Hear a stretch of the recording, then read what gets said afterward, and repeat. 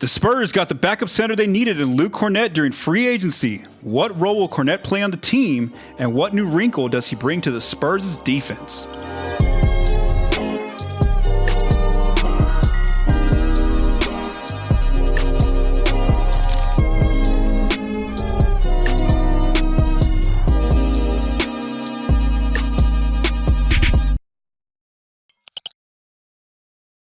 The Spurs added Luke Kornet early on in the opening hours of free agency on Monday.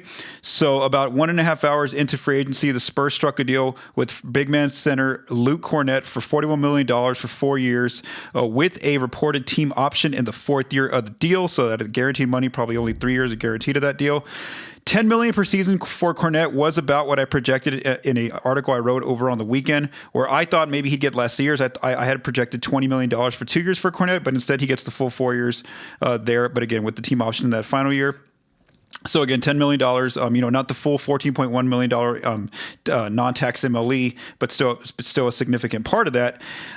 When you look at his contract, when it projects over the 4 years, he's basically going to be getting 6% of the cap each year for the next 4 years for the Spurs. We have not got those contract details yet because Kornet cannot officially sign his deal until Sunday at noon Eastern time when the moratorium lifts on July 6th. So again, we won't get those numbers probably till I'd say July 7th or 8th, a few days after that to get the official numbers, whether or not the Spurs start him at a lower number, like $9.5 million in year one, and kind of just go off the 5% raises each year, or maybe they have a high number in the opening year and then kind of it declines gradually. Again, we'll see how the Spurs and Kornet figured out how they're going to have him get paid out during that contract. So what is Kornet going to bring to the team? So according to the data, he didn't play a lot of minutes with the Celtics, played about almost 19 minutes a game. But, in his minutes out there, he was, he definitely brought a lot on the defensive end, some elite rim protection skills out there, according to his metrics and also by the eye test when you watch him out on the court with the Boston Celtics last year. He's also going to help in an area of need for the Spurs, which is rim defense on the glass, especially with the boards. That was one area where they really just had a tough time when Wemby would go to the bench, both with, just teams immediately going to the rim nonstop and Wemby took a break, or just crashing the glass against some bigger teams out there. On offense, what he's going to provide, he's more of like he's more of an off-ball player where he plays, sets good screens, DHO action. He can catch some lobs in the half court, on cuts, on rolls, finishes at the rim, on his with layups or dunks if he needs to. And then he also provides some offensive rebounding. One of the things I've seen as I'm watching some tape on him right now is that he's a player who gets a lot of 3-point shots open for teammates on those offensive boards. Where he'll secure a board, he'll look for someone to just kick it right out to that player, and that's how a lot of Celtics, some of their threes came about, was Kornet getting offensive boards and then kicking immediately out to his teammates there in Boston last year, which will now be his new teammates in San Antonio. I know Colin Reed, who I've had here on the Spotted Pod before, was putting some videos out on Twitter where he's noticing that the Celtics were still able to do some spread out offense with Kornet, even though he's not known as a 3-point shooter anymore. But still, what he can do is work out the DHO action, kind of scan the floor, find open shooters in the corners, on cuts, things like that. So. I'm currently going through some tape on him, and like I said, I'm putting together a piece about him on both ends of the floor, mainly his defensive side of the floor, because that's one of the reasons why he's going to be on the floor is because of his defense. And so I'll be writing that over on the spotupshot.com with both some statistical analysis and also some film clips as well, where I'm kind of looking at his rebounding and his blocking and switching on to smaller defenders, etc. Those kind of things that he brings out on the floor. So again, he's going to address that need for the Spurs, which was a backup defensive center. And again, you're not asking him to play 30 minutes a night or 48. He's only going to play probably like 15, 20 minutes. Just depends on how much they need Wemby out there for most of the center minutes. And then, how big of a lead the Spurs can maybe build in a game, or if they fall behind, then he'll finish up the minutes there. So where does he fit on the Spurs' lineup?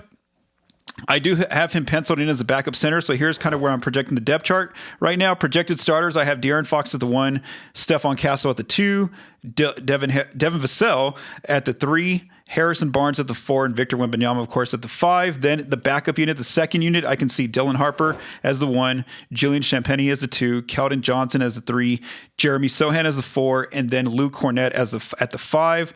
And again, they're not the Spurs aren't the type of team who just plays five players go out there and play 6 minutes a quarter, then the other 5 players play for the next half of the quarter. They're going to be bringing players in and out of lineups where you're going to see some combinations of maybe like Fox and Harper or Harper and Castle, just different combinations. Some Julian Champagny playing alongside Fox, Devin Vassell and Sohan out there together. So again, the Spurs don't necessarily follow a 5 in, 5 out kind of lineup.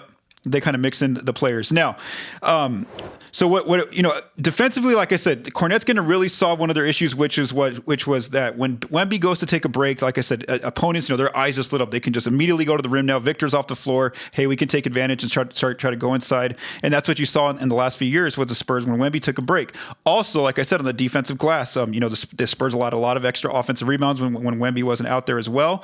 So that's going to be two key areas where Kornet's going to immediately address areas of need for this team. So as soon as Wemby sits now, they have a great backup center coming in on the defensive end to help on the glass and in rim protection and deterring opponents from going inside with Kornet. And not only that, he's going to be probably on the defensive floor in the second unit with two good defenders as well in Jeremy Sohan, who's a versatile defender, can guard outside of the perimeter, smaller guards, or go back and guard forwards at his spot as well. They're also going to have Julian Champagny, who's one of the better wing defenders on the Spurs, out there to guard like 2s and 3s, even some 1s if he needs to.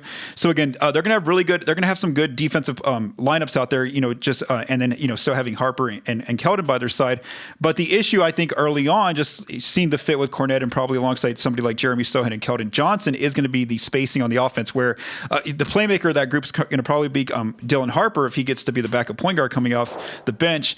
And so that's going to be where Harper's the kind of player who kind of wants to go inside, kind of play out of the pick and roll, try to drive inside, create for himself or others, and that's going to be tough because defenses, they're going to start to basically back off, clog the paint inside when they're backing off a Sohan who likes to play in the dunker spot or set picks and rolls. Somebody like Kornet likes to set DHO action up top or pick and roll. But if he's off ball, then he's going to probably be in the dunker spot as well. Teams aren't. Keldon Johnson's had a very inconsistent shot for so far through his career, so teams will back off of him. And then so really just Champagny's going to be kind of like the only defender that the defense is honoring outside. So that's where I think there could be an issue. Just looking at the Spurs' bench is that maybe they just got to play a little bit of a slower pace because, just to hold the fort down defensively. Like I said, they're going to be really good defensively, but maybe offensively it's going to be a tough time trying to get points on the board at that time, or trying to create just because of all the attention that Harper's going to draw, and the fact that like I said, there's just a lot of players in that second unit where they're just not known as outside shooters. So that's going to be a bit of an issue. But like I said, the Spurs will kind of work with that, and it could take a while before the defenses of the other teams really start to hone in on that liability for the Spurs on the offensive end of the floor. But again, like I said, at least he's going to stop one of the main issues for the Spurs, which was the fact that they just really struggled when Victor took a break. And so now when Wemby is taking a break for those 15 minutes of the game and Kornet's filling them, then they're going to be sound defensively. They should be with the addition of Kornet. However, here's a new wrinkle that Kornet's going to bring to the Spurs. He is now going to allow Victor to get some minutes in some double big lineups where Kornet can play the 5, Victor plays the 4, where Victor can do more roaming defense, kind of just do a lot more out there defensively, similar to what the Bucks were doing in their best days with Giannis Antetokounmpo and Brook Lopez, where Brook Lopez was that defensive center, protecting the rim, playing drop defense. So then that allowed Milwaukee to have Giannis kind of just out there, kind of getting involved in plays out on the perimeter, or just kind of sliding over as a help defender. So that's going to allow Wemby to do that, something he really hasn't done so far in his first few years with the Spurs in his early career. So that's something that the Spurs could do in some lineups against certain teams where they can have both bigs out there, because Kornet does have experience playing with two bigs. He got some spot minutes with Kristaps Porzingis with the Celtics last year, and we know Porzingis is like a stretch 5. And then he also got minutes, a lot more minutes with Al Horford last season with the Celtics, and of course Al Horford has the ability to stretch the floor as well. So again, that's where it works out as well offensively, is that Kornet, yes, he can be that pick and roll big, or that big who kind of plays in the dunker spot, but Wemby has that outside shooting ability to play out on the perimeter as well if he needs to. So that's a better fit there. So again, not every night they're going to have those two players play together, but I think that definitely unlocks something for the Spurs defensively, where Victor now can be more one of those roaming defenders, helping out in help situations and just kind of getting his hands everywhere, getting his helping out as a help defender near the glass, similar to what Giannis Antetokounmpo has been able to do in past years with the Milwaukee Bucks. So again, I think that's a new wrinkle that the Spurs can throw out in certain games with the addition of Kornet. If you want to read more on Kornet, subscribe to the newsletter at thespotupshot.com. Don't forget to hit that subscribe button.